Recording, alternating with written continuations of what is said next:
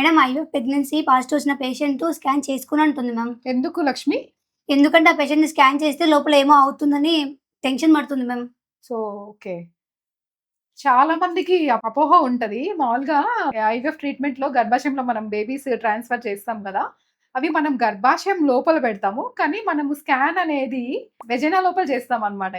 Wife and husband ఎక్కడ దగ్గరుంటారో ఆ ప్లేస్‌ని మనం వెజైనా అంటాం. ఆ వెజైనాలో మాత్రమే ఉంటది ఈ ట్రాన్స్‌వెజనల్ ప్రోబ్. గర్భాశయంకి మనం ఏం టచ్ చేయము. అంటే సర్విక్స్‌కి బయటనే ఈ ప్రోబ్ అనేది ఉంటదనమాట. ఈ ప్రోబ్‌లో స్కాన్‌లో చూడడం వల్ల బేబీకి ఏం అవ్వదు. అబార్షన్ కూడా ఏం అవ్వదనమాట. అలాగే ఎందుకు ట్రాన్స్‌వాజినల్ స్కానే చేయాలి?